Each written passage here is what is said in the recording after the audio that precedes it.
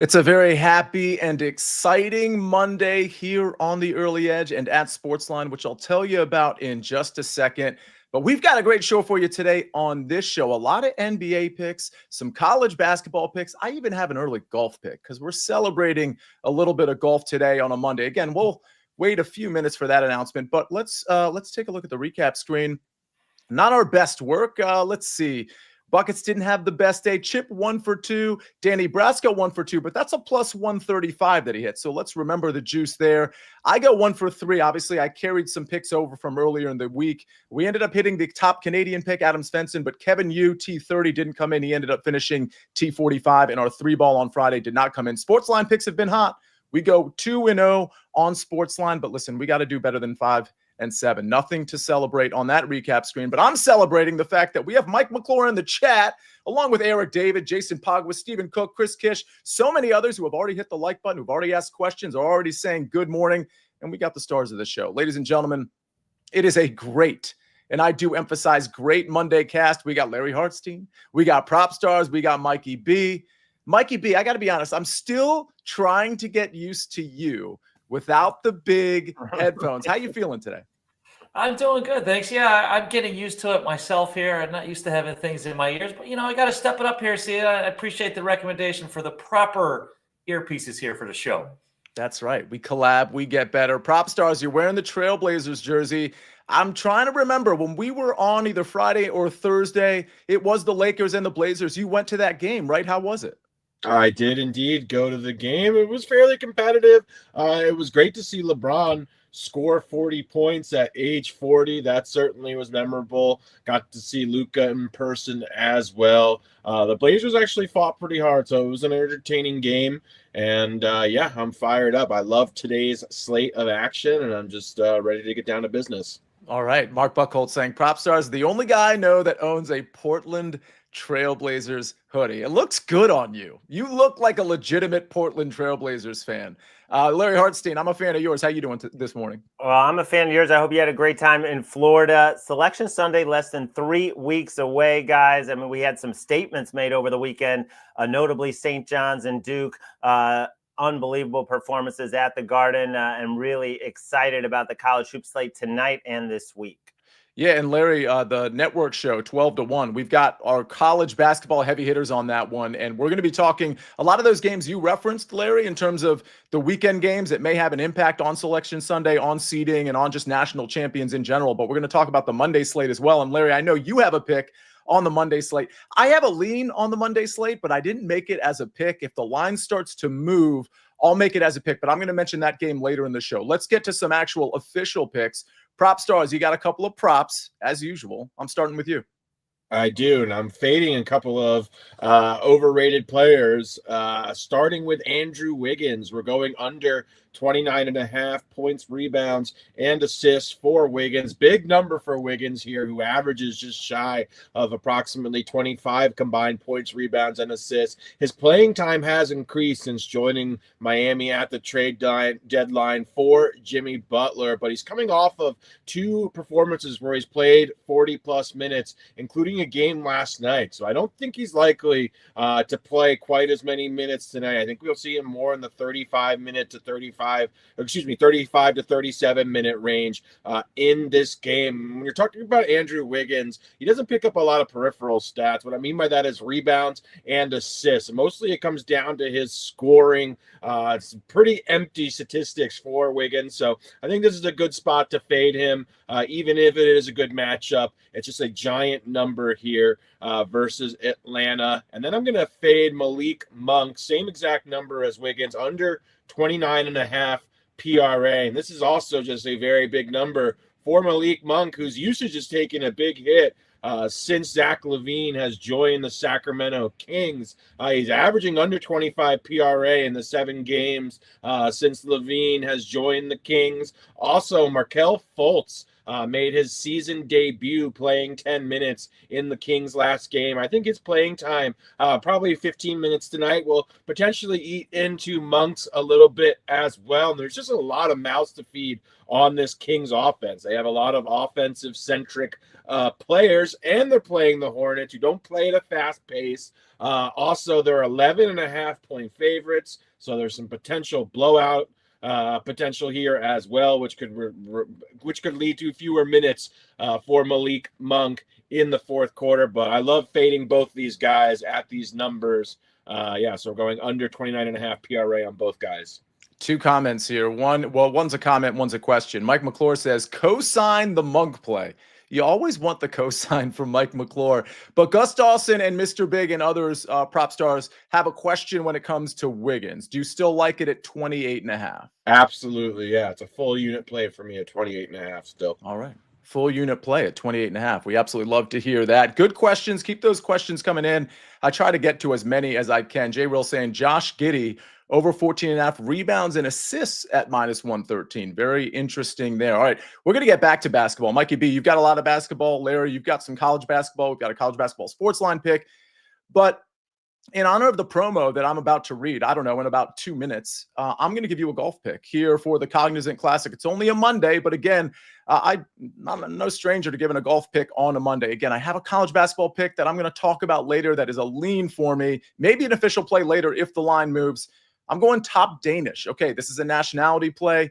If it's not open at all major books, it will be eventually, but top Danish, Nikolai Højgaard at +160. You might remember Nikolai Højgaard was one of all my outrights last week for the Mexico Open were all long shot outrights, but the lowest or shortest of the long shots was Nikolai Højgaard at 45-1, and he was making a charge on Sunday, and it looked like he might just stay hot and catch the leaders who weren't really doing anything.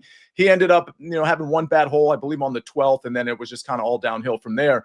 But I got him over Norgard, who you might have heard of last week. He was a popular pick, and Thorbjorn Olsen. So the bottom line here is that I really like the long iron game for Højgaard, and I really like the putting splits on Bermuda for Nikolai Højgaard. So that's what's getting me to this +160 number. Norgard has never played on this course. Højgaard has. He missed the cut. It was 3 years ago when he was just 20 years old. Olesen, kind of a good play, I think, but all these guys not very good off the with the driver off the tee. But I think the long iron game for Højgaard is actually going to propel him over the top of these two. And I love the +160 play. This is a half a unit play for me. You put whatever it is, $50, you win 80. That's the type of thing I'm looking at with this play at this number of +160. So give me Nikolai Højgaard +160 over Norgard and Olesen. And speaking of golf, speaking of Mike McClure, who's in the chat, check this out. Early wedge. We've been talking to you about it, and I know you've been waiting for it. You've been patiently waiting for the early wedge, and I've been telling you there's going to be an expanded early wedge. Well, this is an expansion you probably didn't anticipate because it's huge. The expanded early wedge kicks back up tonight at 7 p.m. Eastern Standard Time on SportsLine's YouTube page as your new go-to show for hitting the sweet spot in golf gambling with 5 episodes a week. I'm going to say that again. 5 episodes a week. We'll bring you expert picks, insider insights, and strategies to help you navigate the greens and cash in your bets. Where do you find it? Really easy. It's where you're at right now. The SportsLine YouTube channel for video, in the Early Edge feed, wherever you get your podcasts for audio as well. Who's on the show? A lot of your first cut favorites, a lot of your SportsLine experts. That includes me. It includes Rick Gaiman. It includes Patrick McDonald, Mike McClure, who's in the chat right now, EC, and oh yeah, that guy, Jason Sobel, you might have heard of him. He is all a part of this huge SportsLine early wedge crew. When can we expect shows? Monday and Tuesday nights at 7 o'clock. Then we got a Wednesday morning show. It's a live chat at 10:30 right after the early edge. And then we're back on Friday to get you ready for the weekend after round 2. And then Sunday, we prepare you for the final round and the week ahead with some live bets, some live action. That's going to be early in the afternoon, probably around that 1 o'clock time frame. So a lot going on with the early wedge. I can't wait to get started tonight. Mike's going to join me tonight. Rick Gaiman's going to join us tonight. He'll be hosting the DFS show at 7 o'clock. Larry, this is big news for the SportsLine universe. How you feeling about it? Wow, that is huge news. You know, I'm not the biggest guy on golf, but Jason Sobel is a name that I know and that I've read and enjoyed for a long time. That's huge news. I'm kind of in shock myself because I was not in on the plans. Well, can I tell you something? You know who was in on the plans? Rick Run Good. And Rick Run Good is in our plans for this show right here, right now. Rick Run Good, welcome to the Early Edge Show. He's in here. He must be just as excited as Mike, who was also in the chat, and so many others that have been clamoring for the early wedge to come back, to include guys like Rick, guys like surprises like Jason Sobel, guys like Mike McClure, who everybody's super familiar with. This is really going to be very, very exciting. We're doing some new stuff. As you could tell by the schedule that I just read out, these aren't like necessarily all your conventional shows, right? We've got the live chat on Wednesday. We've got the Sunday sweat show where, you know, some live action will be discussed. Also a preview. Rick's going to host a lot of those shows. I'm going to host some of those shows. EC's going to host some of those shows. It's going to be great. I could talk about this for the next 30 or 40 minutes, but then I'd just be boxing out the three gentlemen that are appropriately on this show. So let's get to a SportsLine pick. And then we're going to get to a break and some more picks. Morgan State, Norfolk State over 156.5 at -110. That one's courtesy of JLC. Again, we're digging deep here. Morgan State and Norfolk State over 156.5 at -110. All right, ladies and gentlemen, that was a lot of me talking. Let's do this. We got to get to Mikey B's picks. We got to get to Larry's picks. We're going to do it right after this message from our partners. Gives it to Jenkins for the championship. A 16 beats a 1 from sweet to elite to the Final Four.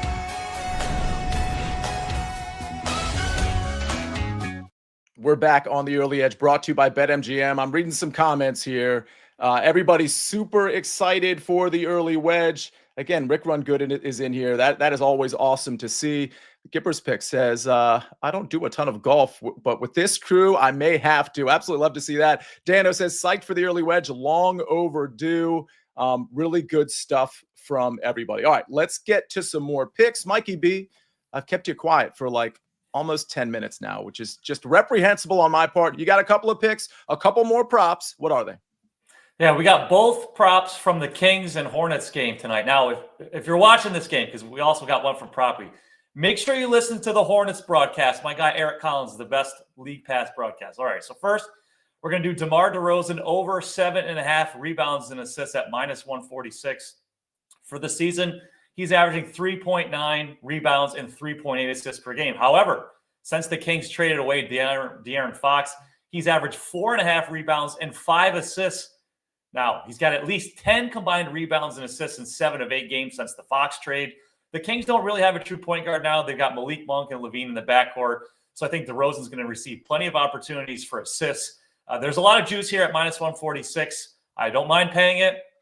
This is also at 8.5 combined rebounds and assists and plus odds at some places, and I would take the over on that. And then on the Hornets side of things, we're going to go Miles Bridges over 22.5 points at -130. He is averaging 23.1 points over his last 14 games. He had at least 23 points in 9 of those 14 games. Why? He attempted almost 20 shots per game over those 14 games. Now, Mark Williams is out again tonight for the Hornets. So we've got Bridges and LaMelo Ball. They're going to take all the shots in this game. The Kings have the 9th worst defensive rating in the league. I think the Hornets actually keep this game fairly close. So we're going to do Miles Bridges over 22.5 points. All right, we got DeMar DeRozan over 7.5 rebounds and assists, and Miles Bridges over 22.5 points. So, Larry, I want to get to your pick, but I may as well just kind of leak out the one that I was going to take. I don't know if you have an opinion on this one. I know on the network show we're talking about this one with Mike and Tom Casale and Eric Casillas, and I think they're on the other side of this. But I like Texas Tech tonight at Houston at home. I just think it's a really good spot for Texas Tech to grab a win. I could go on more analysis, but I'm just gonna wait on that. I want to get to your pick, but with all that said, I don't think 1.5 is enough, and I think Houston is going to get some steam as we get closer to tip-off. This could, in my opinion, go to 2.5. That's where I'd probably maybe consider Texas Tech as an official pick. Either way, there's another big game tonight, or at least kind of a big game for a Monday. It's Michigan, it's Nebraska, it's at Nebraska. Michigan coming off the loss to Michigan State. How do you feel about this one, Larry? Well, first of all, if you do make that an official pick, I will definitely be taking notice because you've only had 3 official college basketball picks this season. Not only have each cashed, but they have been, rocking chair winners from start to finish. So I will be taking note if you do put that in as an official play, and 6 straight going back to last year, I should mention. I'm looking at Michigan tonight, and this is a spot where Michigan comes off the rivalry loss at home to Michigan State. They extended their coach, and then they go out and they can't score in the last 4 minutes against their rival. But now they go to Nebraska. You're seeing on the screen that I got Michigan plus 1.5 at -125 at DraftKings. Now you're seeing Michigan laying 1.5. I am comfortable with playing Michigan as a short money line favorite or -1. I don't want to lay more than that. Nebraska is going to be pumped up. They're coming off an embarrassment, losing at Penn State, getting blown out. They're going to be focused. They're going to be desperate at home. This entire handicap, though, comes down to the status of a guy that I'm not going to pronounce his name right, even though I'm going to try, Berke Büyüktuncel from Nebraska, 6'10", Turkish player, a sophomore. He is so critical in this matchup because of Michigan's 2 7-footers. He is their best post defender. He defends multiple positions. He's missed 3 straight games with an ankle injury that was a significant ankle injury, and it was a shame because he was shooting the ball well. He had his best game against Ohio State when he got hurt. This Nebraska team, in my mind, is a tournament team, especially with him in the lineup. He did some live on-court drills on Saturday. They're not sure if he's going to go tonight. I know he might give it a try, but I don't think he's going to be effective because it was a significant ankle injury just 2 weeks ago. So that's one big reason why I'm playing Michigan in the bounce back spot at Nebraska. Yeah, it's interesting because, Larry, I think a lot of people could argue it's a bounce back spot, but maybe also a flat spot because of how big that Michigan State game was. But and I'm not making that argument. I do think a coach like Dusty May kind of erases that. Don't you? I mean, I do feel like we have a different type of team here with Dusty May at the helm. I know he just had that extension a few days ago. Your thoughts on the Dusty May factor as far as Michigan maybe having some impact in the NCAA tournament? Yeah, I mean, he's incredible. If you look at the late game execution, aside from the game against Michigan State, that's what they've been able to do. They've been able to execute late, win pretty much every close game. They're 6-2 on the road this season. So, yeah, it's going to be a tough game. It's not going to be a blowout, but I think at the end, Michigan pulls away. All right. I noticed Farzad trying to pump up the like numbers because we've got over 300 watching, which is great. But we only have 70 or so likes as of the time he wrote that comment. So hit the like button if you can. If you don't see the like button, you just have to press the X on the chat, hit the like button, and then just bring the chat back up by just hitting the chat icon. Mikey B, was there, and Proppy, I'm going to go to you, although I don't know if you have visuals of the chat. Mikey B, was there anything in the chat NBA-wise that you needed to address? Yeah, there were some questions about Josh Giddey over on his rebounds and assists. We got to be careful with the Bulls 76ers tonight because we don't know if Tyrese Maxey is going to play. Don't expect Joel Embiid to play. It sounds like he might be done for the season, but Maxey is one we know. And then we got what here? Cade Cunningham over 15.5 rebounds and assists. Yeah, I don't mind that. The Clippers are a tough team, though. They're a pretty good defensive team. They don't play at the best of pace. I would probably avoid that one, Jeff. I don't know. That one makes me a little nervous. All right. Tim Hardaway Jr. from Brian Waka, under 10.5 points. Do you like that? PropStarz, any thoughts? I mean, maybe you haven't looked at that game on Tim Hardaway's under. No thoughts on Tim Hardaway's under, but not hard to sell me on that. All right, fair enough. And was there anything in the chat? You probably you don't have visuals on the chat right now. I don't, but shout out to the chat. All right, fair enough. Larry, was there anything before we get to the recap screen? And by the way, Mike McLaurin here. Embiid is very likely done for the year. Proppy, you're a Philly guy. Just real quick before we get to the recap screen, this process thing, it is probably on its last leg, no pun intended. Any thoughts on the Sixers' future? I think the writing's on the wall. The process is officially over. If you're the Sixers, it's time to blow things up, build behind Maxey and McCain backcourt, move Embiid for what you can get for him at this point, a 30-year-old center whose best years are clearly behind him. Paul George contract, just a massive failure. So I think it's time to blow this Sixers roster up. I think it was time to probably move on from Embiid a year or two ago. Ladies and gentlemen, if you thought having Rick Run Good in here was the celebrity sighting of of the show, or Mike McClure, the celebrity sighting of the show, we have musical artist Thorb. And I say that with emphasis. I mean, this guy is the real deal, Thorb. If you don't follow him on TikTok and Instagram and Twitter, you're missing out on a ton of great songs, content. He does the NFL recaps.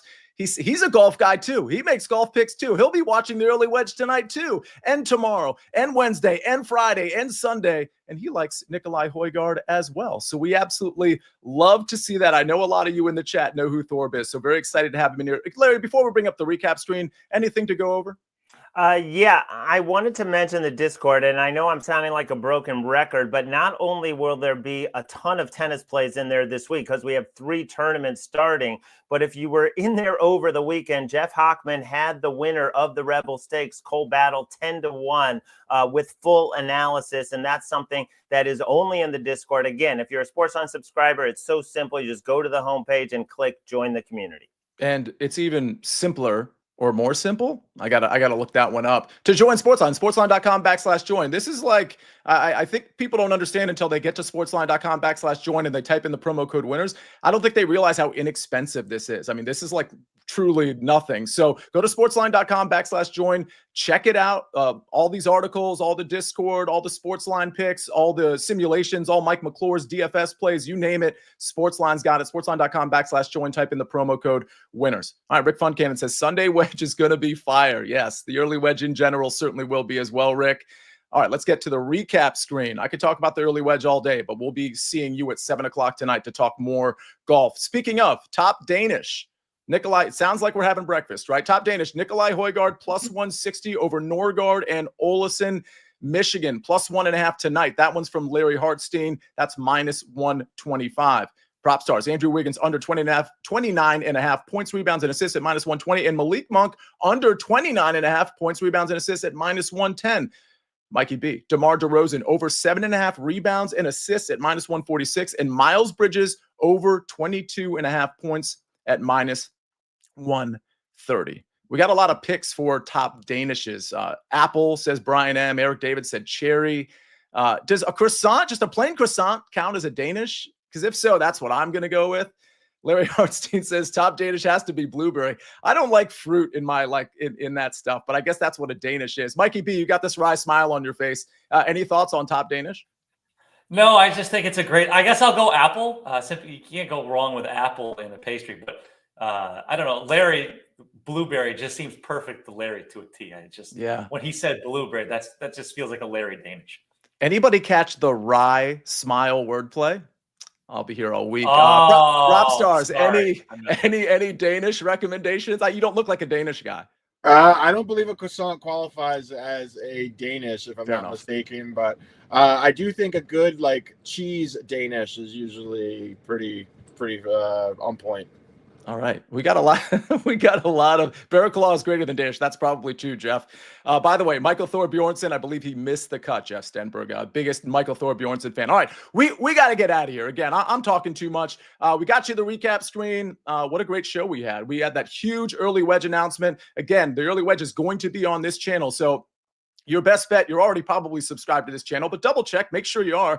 But your best bet certainly is to turn your notifications on, especially right now, just to get the hang of things in terms of what the schedule is. But we'll be tweeting out the schedule as well. Again, we've got shows Monday, Tuesday, Wednesday, Friday, and Sunday. 5 shows a week carrying you the rest of the season. Ladies and gentlemen, what a great show. On behalf of Mikey B, on behalf of PropStarz, on behalf of Larry Hartstein and Ben on the 1s and 2s and 3s and 4s, absolutely crushing it behind the proverbial glass. It's been a great show. We're going to see you tonight at 7 o'clock. We might see you on CBS Sports Network at 12 o'clock. Thank you for joining us. Thanks for hitting the like button. Thanks for being a part of this family. I'm the Counselor of Cash. This is the Early Edge. We rest our case.